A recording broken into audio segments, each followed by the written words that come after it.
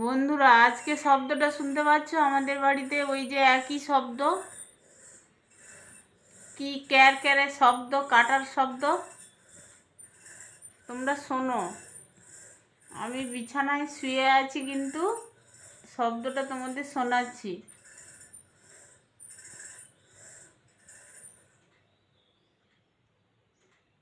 ব্যাস, বন্ধ হয়ে গেল। খুব বেশিক্ষণ হয় না, জানো তো, কয়েক সেকেন্ড হয়।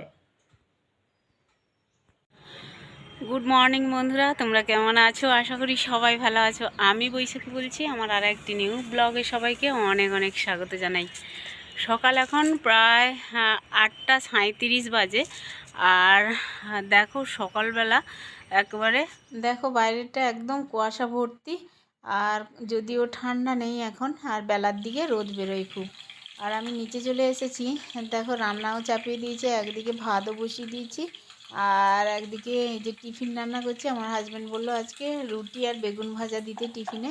এই জন্য এই যে সাদা বেগুন নিয়ে এসেছিলো। সাদা বেগুনগুলো না বেশ অন্যরকম টেস্ট হয়, জানো তো, ভাজা করলে। তো আমি এই যে দেখো ছোটো ছোটো করে কেটে নিয়েছি, দিয়ে লবণ আর হলুদ দিয়ে সাদা তেল দিয়ে ভেজে দেবো আর কি। আর এই বেগুন না বেশিক্ষণ ঢাকনা দিলেই ঘেটে যায়। অল্প কিছুক্ষণ ঢাকনা দিয়েই আমি ঢাকনাটা তুলেই তারপরে হালকা আছে বেগুনটা ভেজে নেব। আর ছেলের জন্য টিফিন বানাতে হবে সকালবেলা। ছেলের জন্য টিফিনে দেব ভাত ভাজা। ভাতও হয়ে গেছে। আর এই পাশে কড়াই বসিয়ে দিয়েছি একটা। ভাত ভাজা করার জন্য সমস্ত সবজি কেটে নিয়েছি আমি। আর ফোড়ন দিলাম গোটা জিরে। আর সবজির মধ্যে বিনস, গাজর, ক্যাপসিকাম এগুলো কেটেছি আর কি। তো কেটে ভালো করে ধুয়ে নিয়েছি। এখন এই যে দিয়ে দিচ্ছি সবজিটা ভেজে, তারপরে গরম ভাত হয়ে গেছে, ওগুলো দিয়েই ভাতটা দিয়েই আর আমি ভেজে নেবো আর কি। আমার ছেলে ভাত ভাজা খেতে খুবই ভালোবাসে, মানে ফ্রাইড রাইসের মতো খেতে হয় আর কি, বেশ ভালোবাসে আর কি খেতে। আর মানে পেটটাও বেশ ভরা থাকে, অনেকটা টাইম বাইরে থাকে তো, মানে সকাল থেকে কোচিংয়ে যায়। আজকে কোচিংটা একটু দেরি করে শুরু হবে। আর হচ্ছে স্কুল থেকে ফিরে সেই 5:30 পৌনে 6টা ওরকম হয়ে যায়, অনেকটা টাইম বাইরে থাকে, খিদে লাগে। আর ভাত ভাজাটা দিলে একটু পেটটা ভারী থাকে আর কি। এখন আমার ছেলেকে দুধ কমপ্লেন করে দেবো, বিস্কুট দুধ কমপ্লেন খেতে দেবো। ও একেবারে রেডি হয়ে গেছে, স্নান টান করে স্কুল ড্রেস পরে রুটিন মাফিক বই নিয়ে ব্যাগে।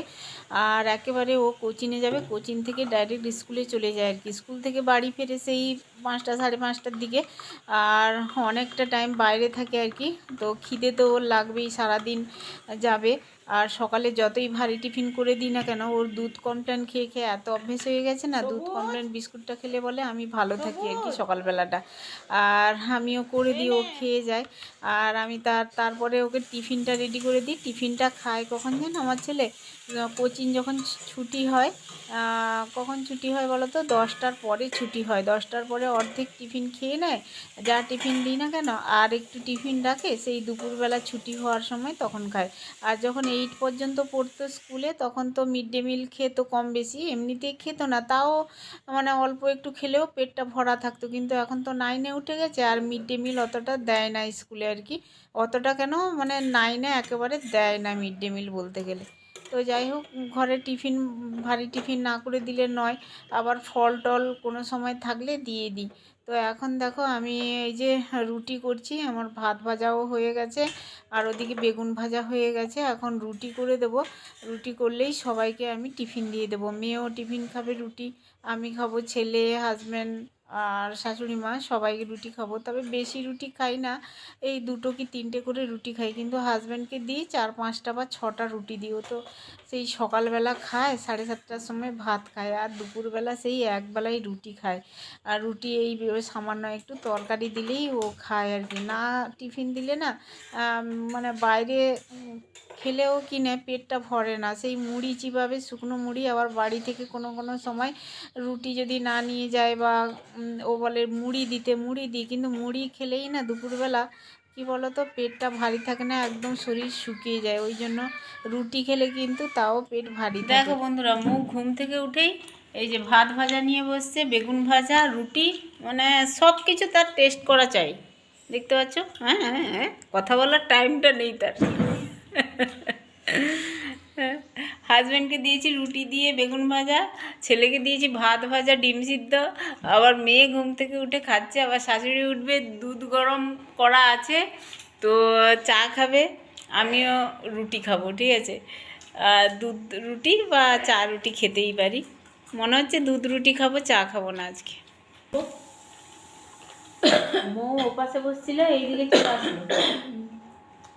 যখনই আমি ভিডিওটা স্টার্ট করবো তখনই ও কাশতে শুরু করে, কি আছে জানি না, ম্যাগনেট না কি।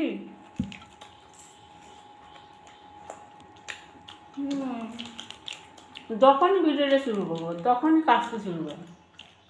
যেদিনকে ভাইকে ভাত ভেজে যায় সেদিনকে ভালো করে। আমার জন্য এটা করে দেয়। এরপরে না আমি কাউকে কিছু করে দেবো না। দেখো আগে কত ভেজিস দিয়েছে, বাদাম দিয়েছে, কাজু দিয়েছে, মটরশুঁটি দিয়েছে। ভালো হয়েছে। ঘি দিয়েছে। দূর আমি ঘেমে গন্ধ পাচ্ছে। একদমই না, সাদা তেল দিয়ে করেছি, তাকে চীনাবাদামও দিইনি, চীনাবাদামটা পরে দিয়েছি। তাকে জিজ্ঞেস করবি আসলে। সত্যি বলছি, আমি মা হয়ে মিথ্যে কথা বলবো না। বাবা আমার দুই সন্তানই সমান, তাই না? ও আমাকে বেশি আঘাত দেয়নি। কি বললে?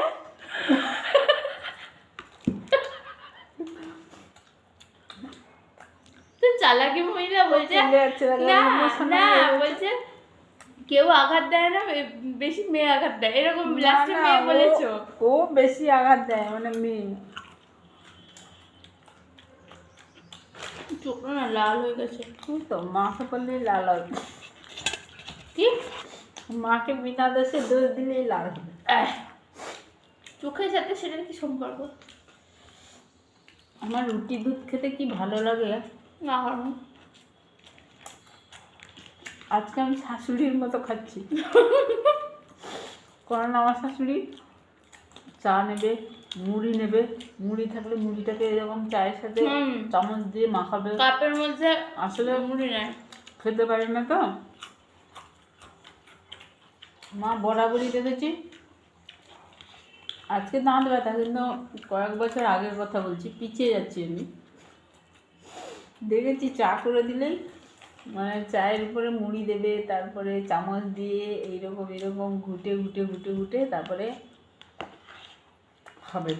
আর রুটি দিলে রুটি এমনি রোল করে সেটা খায় সবাই, অনেকে।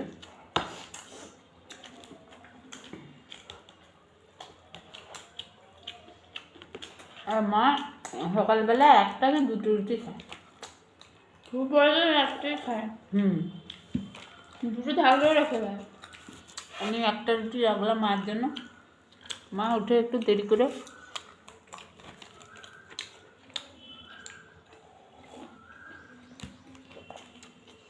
মোর টিফিন হয়ে গেল, আমারও হয়ে গেল সকালের টিফিন।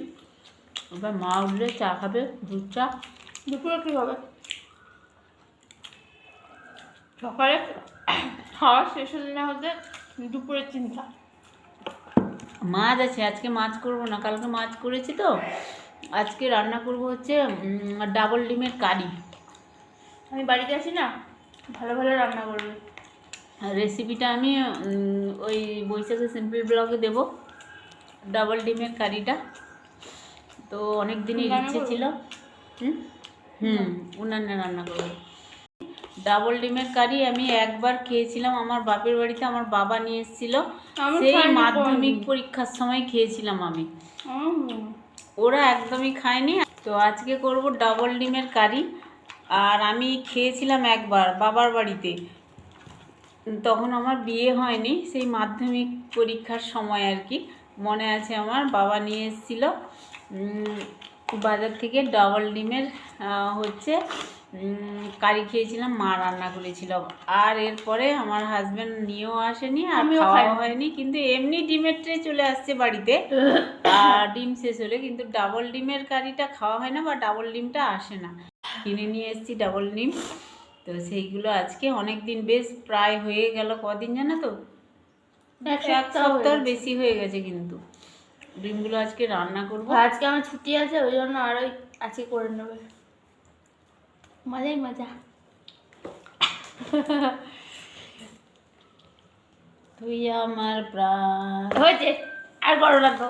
মৌ ঘরে থাকলে জানো তো বেশ ভালো লাগে, ঘরটা ভারী ভারী লাগে। আর ঘরে সবাই বেরিয়ে গেলে আমি আর শাশুড়ি মা থাকি, আর শাশুড়ি মা তো ঘুম থেকে উঠেই দেরি করে সকালবেলা, আর অনেকটা বেশ বেলা করে উঠেই মা, প্রায় 11টা হয়ে যায়, 12টা হয়ে যায় কোনো কোনো সময়। তো ওনার এই রকমই ঘুম হয়, সকালবেলাটা বেশি ঘুম হয়, আর আমি ডাকি না। তো মা ঘুমায়, মাঝখানে মাঝখানে আবার দেরি হলে আবার মাকে ডাকি, ঘুম থেকে উঠতে বলি আর কি তাড়াতাড়ি। তো যাই হোক, আর আমারও কাজকর্মগুলো হয়ে যায়, মা উঠলে তারপরে মাকে আলাদা করে চা করে দিই। দুধ চা তো খায় মা সকালবেলা, আর হ্যাঁ, দুধ চা খেতে খুব ভালোবাসে, লিকার চা তো খায় না। আর আমরা আজকে কেউই চা খাইনি বাড়িতে, হাজব্যান্ডও খায়নি, আমিও খাইনি। শাশুড়ি মাকে এখন দুধ চা বানিয়ে দেবো। আর মা মানে ফ্রেশ হতেও, মা ঘুম থেকে উঠে না মানে সহজে ফ্রেশ হয়ে যে চলে আসবে তাড়াতাড়ি করে সেরকমও না, প্রায় 20-25 মিনিট, আধ ঘন্টা টাইম লাগে মানে বাথরুম থেকে বেরোতে আর কি। তো যাই হোক, আমি চাটা করে নিলাম, আর আমারও তো কাজ আছে, মা কখন বেরোবে তারপরে মাকে চা করে দেবো, এরকম একটা ব্যাপার থাকে। তবে চাটা করে দিই আর বসে খাই আর কি। আর এখন আমি এই যে বারান্দার ঘরে চলে এসেছি জল দিতে। আর গাছগুলো বেশ জল দিলে না তাজা থাকে আর কি। তো শীতকাল তো প্রায় মানে শেষ হতে যায়, শীত এখন খুব একটা নেই শীত, কিন্তু আমার এই গাছগুলো দেখো বন্ধুরা, এই যে অ্যালোভেরা গাছটা বেশ ভালো হচ্ছে, কিন্তু ভালো হয়েছে। আর এই বারান্দার জানলা দিয়ে কিন্তু রোদ লাগে, গ্রিল দিয়ে, তো গাছগুলো বেশ রোদও পায়, আর আলো, সূর্যের তাপ এগুলো তো আসেই, তো বেশ ভালো হয় আর কি। বন্ধুরা, স্নান টান কমপ্লিট করে নিয়েছি, আর রান্নাও কমপ্লিট হয়ে গেছে। আজকে ভাবছিলাম একটা সবজি আরও রান্না করব, অ্যাড করব, কিন্তু রান্না করা গেল না। ছাদের উপরে রান্না করছিলাম আর ডাবল ডিমের এগ কারি, তো হয়ে গেছে। ওখানে আমি কিছুটা খেয়েছিলাম, অল্প একটু, একটা ডিম খেয়ে নিয়েছি আমি, ঠিক আছে। আর কটা, তিনটে আছে না 4টা ডিম ছিল, মৌ একটা নিয়েছে, আর হচ্ছে মা খাবে, আর সবুজ আসলে খাবে, হাজব্যান্ড খাবে, ঠিক আছে।